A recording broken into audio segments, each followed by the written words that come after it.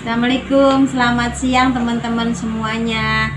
Kali ini Ibu mau jawab untuk semua pertanyaan dari netizen yang intinya satu. Banyak yang bertanya seperti ini, Ibu sebenarnya punya anak nggak sih? Kok Ibu selalu kontennya bersama monyet?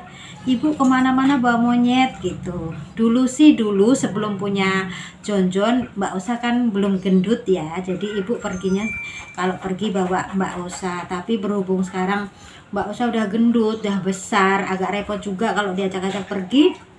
Jadi Ibu kalau pergi keseringannya bawa si Jon gitu. Jadi ini Ibu mau jawab ya, satu jawaban untuk semua netizen ya. Jadi biar nggak penasaran, Ibu punya anak nggak sih? Punya sayang. Ibu punya anak 3 yang hidup ya.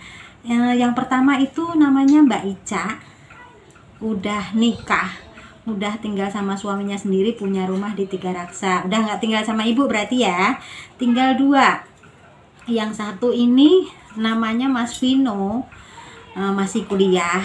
Nah, setelah Mas Vino ini dulu Ibu sempat hamil lagi dan keguguran usia 6 minggu. Nah, setelah keguguran ini Ibu ada hamil lagi Mbak Eca itu sekarang ini. Jadi total semuanya Ibu anaknya sebenarnya ada 4, cuman yang nggak ada 1 keguguran. Itu ya jawabannya. Jadi kalian jangan penasaran. Ini ngomong-ngomong Mbak Osa ini duduk di punggung Mama. Tahu nggak sih mamahnya ini ngos-ngosan. Mama dikira pulang kampung apa gimana ini? Dia begitu teman-teman. Kalau sama mamanya tuh manjanya manja, cuman kadang minta pangku, kadang minta gendong tuh Mbak Osa seperti itu. Nah, ini mau cerita sedikit ya teman-teman, mau cerita sedikit tentang anak Ibu yang keguguran usia 6 minggu. Dan waktu itu keguguran gara-garanya Ibu tuh batuk yang tiada henti, selalu batuk terus, nggak tahu itu penyakit apa. Ada yang bilang katanya itu batuk tahunan Bu, namanya nggak berhenti walaupun udah diobatin begitu ya katanya ya. Ya sudah Ibu udah ke dokter, udah kemana-mana udah, tapi nggak berhenti asal batuk tuh. Perutnya kaku keras, jadinya mengeluarkan darah sedikit gitu, terus batuk lagi keluarin darah sedikit tuh, lama-lama sakit banget di bawah perut nih, sakit banget seperti mau rontok rasanya. Terus akhirnya Ibu ke rumah sakit Sari Asih sama Bapak ya waktu itu ya, diantar Bapak ke rumah sakit Sari Asih. Setelah di USG sama dokter katanya, oh ini harus kuret, sudah nggak bisa ditolong janinnya begitu, anaknya sudah nggak bisa ditolong. Ya sudah, akhirnya Ibu kuretlah, operasi di situ untuk membersihkan di dalam, soalnya janinnya sudah tidak bisa tertolong lagi, usia 6 minggu ya. Jadi itu teman-teman bentuknya masih seperti cicak ya, masih seperti tetelan daging, itu ditaruh di seperti toples kecil itu. Ibu ngeliat tuh, disuruh bawa pulang, suruh dimakamin, sudah Ibu makamin ya itu ya sudah. Setelah keguguran itu Ibu hamilah lagi kakak Eca itu. Nah, ini cerita tentang anak hambar ya teman-teman. Jadi katanya kalau orang keguguran itu, oke, kita lanjutkan lagi cerita yang sempat tertunda sebentar tadi ya. Kita lanjutkan tentang anak hambar. Kali ini Ibu sama Jonjon ya Mbak Osa biar istirahat karena udah main dari pagi, sekarang gantian sama Jon. Oke, lanjut. Jadi ceritanya kalau seseorang yang mengalami keguguran itu, anaknya itu dinamakan anak hambar teman-teman ya. Anak hambar itu bagaimana? Ya seperti itu. Jadi konon katanya ada yang berpendapat anak hambar itu tetap hidup, tetap tumbuh, cuman tidak terlihat. Tetap hidup dengan kita, dengan keluarganya, cuman tidak terlihat. Nah, kita sebagai orang tuanya harus selalu mendoakan dia ya, namanya laki-laki sama juga dia itu istilahnya kembali ke Allah Subhanahu wa Ta'ala ya. Semua itu kita kembalikan ke Allah Subhanahu wa Ta'ala. Nah, setelah itu Ibu kan belum tahu jenis kelaminnya ya, karena baru 6 minggu itu belum terlihat jenis kelaminnya ya teman-teman. Nah setiap sholat ya ibu sebut aja anak ibu begitu aja kan. Nah setelah itu sudah lama kemudian suatu hari itu ada teman ibu main ke rumah, teman komunitas ya, itu masih anak muda lelaki ya, inisialnya K tuh ya, pokoknya teman komunitas. Dia itu anak indigo, punya kelebihan, punya indera keenam teman-teman, jadi bisa ngelihat masa lalu, bisa ngelihat di situ kejadian apa, bisa ngelihat di sekitarnya itu ada apa, seperti itu. Mas Jan kayaknya nggak bisa diem deh, nggak bisa diem. Ya udah masukin kandang dulu ya. Oke, kita lanjut sama ibu aja, jadinya enak ceritanya ya. Nah suatu saat itu teman ibu itu main ke rumah, jadi teman komunitas tapi dia masih anak muda. Di komunitas itu yang perempuan itu yang udah tua cuman ibu aja. Jadi ibu ini di komunitas Jamal Tangerang itu dianggapnya sebagai ibu ya, ibu di dalam komunitas itu ibunya mereka. Nah inisial K ini main ke rumah ibu ceritanya. Nah kebetulan di depan rumah ibu ini ada pos kamling gitu ya. Nah kita ngobrolnya di depan rumah di pos itu. Nah pas ngobrol di depan rumah itu, di pos itu ngobrol-ngobrol dah, dia bawa musang main ke rumah kan. Jamal Tangerang itu jaringan musang lovers Tangerang. Nah dia bawa musang tuh main ke rumah.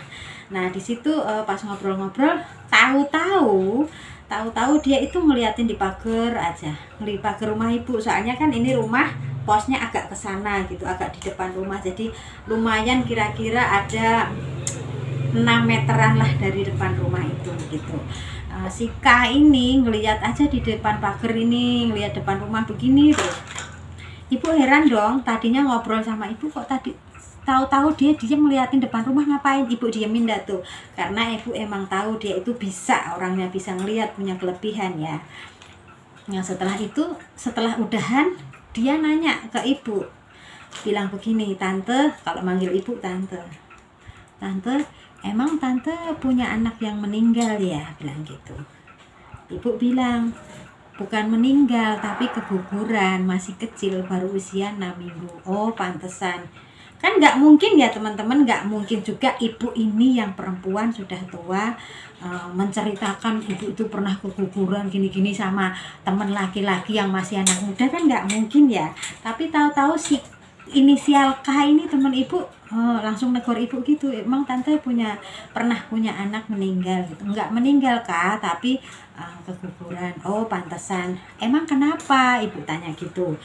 Dia terus cerita, itu tadi di depan rumah ada anak lelaki lebih gede dari Kesa. Kesa itu Eca, anak ibu yang bontot ya.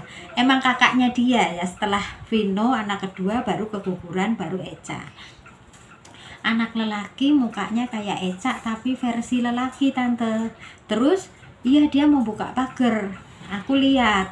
Pas aku tanya, kamu siapa gitu, malah dia balik ketus, nanyanya ke aku, balik jawabnya ketus. Dia bilang gini, lah lu yang siapa, ini mah rumah gua, begitu katanya. Ibu kan nggak tahu, nggak lihat, dia cerita begitu. Terus ngomong apa lagi, aku mah rumahku di sini gitu. Makanya aku nanya sama tante, apa itu anak tante apa gimana. Oh pantesan kalau tante ada yang pernah keguguran, berarti itu anak tante, kakaknya si Eca, katanya gitu. Oh gitu, lelaki ya Kak? Ibu bilang gitu. Iya tante, lelaki, mukanya kayak Eca tapi agak hitam manis gitu, versi lelaki dah, dia lelaki. Oh pantesan.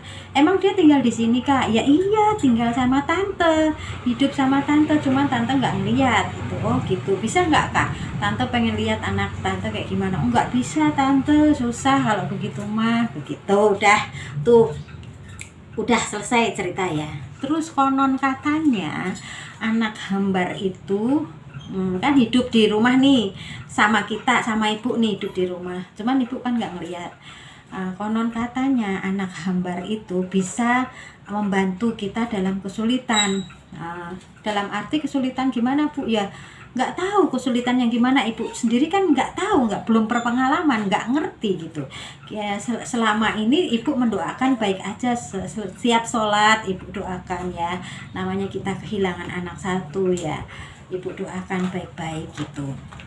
Nah, katanya anak gambar itu bisa membantu kita di saat kita membutuhkan pertolongannya. Apa iya gitu loh.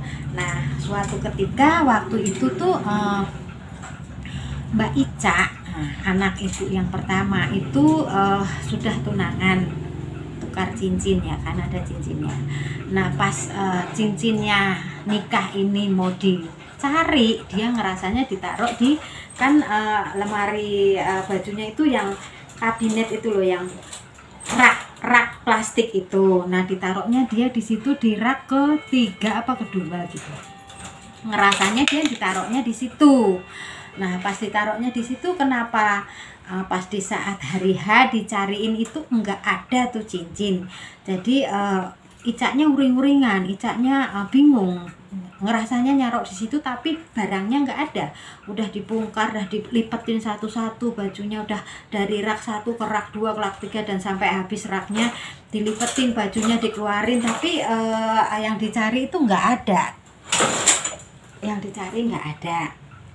Bingung dia, apa ada yang ngambil? Yang ngambil siapa? Nggak ada orang masuk sini, keluarga kita doang. Keluarga kita nggak ada yang suka ngambil-ngambil gitu loh.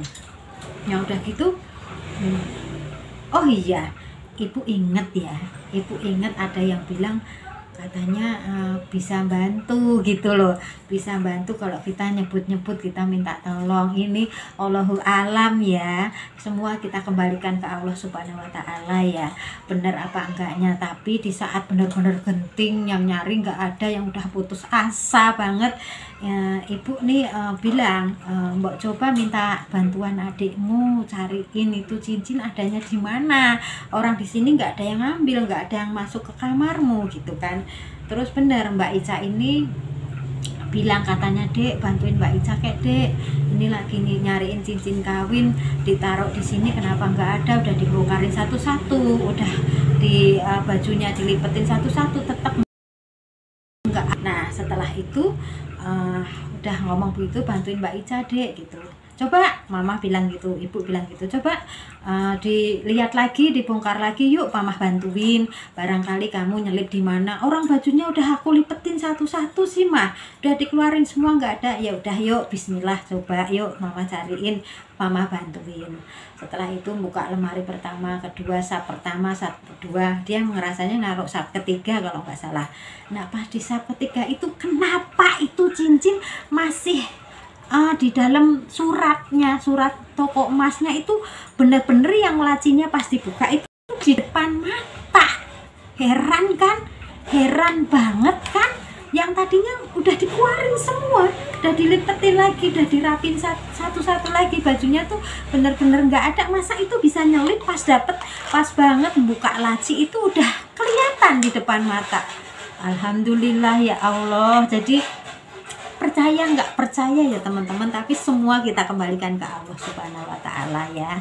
Hanya Allah yang berkuasa semuanya. Nah, di situ pengalaman ibu ya, alhamdulillah ya Allah, apa bener sih ini, terima kasih kalau sudah dibantu, Allah yang bantu ya, dengan perantara adikmu barangkali, ibu bilang gitu. Nah, di situ ibu baru, oh iya ya, dibantu ya, dibantu cariin. Mustahil kan, udah berkali-kali dibongkar itu lemarinya, udah dilipetin, bajunya nggak ada, nggak ketemu. Masa setelah bilang begitu, bantuin Dek gitu Icanya, mama bantuin yuk bongkar lemarinya, di depan mata. Nggak nyangka bakalan ketemu gitu ya, alhamdulillah sih. Nah, setelah itu juga pernah kejadian di rumah itu seperti ibu kan masaknya di dapur bawah, terus tangga naik ke atas tuh baru kamarnya Mbak Ica, kamarnya Vino gitu kan. Kadang tuh ngerasa kayak ada di tangga itu ngeliatin, ada anak ngeliatin, bentuknya anak, cuman ibu enggak nggak tahu itu siapa, dan lelaki atau perempuan itu tadinya nggak tahu sebelum si teman ibu tadi bilang ya, kayak merhatiin ibu masak di bawah gini, di atas tangga gini, tapi ibu perasaan ibu aja, perasaan ibu sendiri ya, ibu lihat ke atas nggak ada orang gitu. Kadang dari tangga tuh turun masuk ke kamar mandi, kadang keluar gitu aja. Jadi ibu nggak terlalu dipikirin itu tuh siapa. Nah teman-teman, itu sedikit sekelumit cerita tentang anak-anak ibu yang hidup maupun yang tiada. Anggap aja tiada ya, walaupun keguguran. Nah semua itu kita kembalikan kepada Allah Subhanahu wa Ta'ala ya. Benar enggaknya, nyata enggaknya, atau percaya enggaknya, tapi ibu sudah ngalamin sih, entah itu kebetulan atau memang Allah yang bantu juga. Semua kita kembali ke Allah Subhanahu wa Ta'ala ya. Semoga teman-teman juga maaf ini yang sudah ibu-ibu, mungkin ada yang ngalamin kayak saya, atau punya anak yang sudah tiada itu ya, jangan lupakan, tetap kita doakan yang terbaik. Semoga Allah menerimanya dengan baik, kan nggak berdosa, belum mempunyai dosa, masih baru mau jadi manusia dan sudah diambil ya, sudah berarti belum Allah memang belum kasih untuk ibu, dan sudah dikasih penggantinya Kakak Esa. Terima kasih banyak teman-teman semuanya, sudah perhatian, sudah setia mengikuti setiap konten atau videonya Mbak Osa dan Jonjon ini. Dukung terus YouTube-nya Osa dan Jonjon, jangan lupa subscribe, like, dan komen. Assalamualaikum warahmatullahi wabarakatuh. Sampai ketemu lagi di video selanjutnya.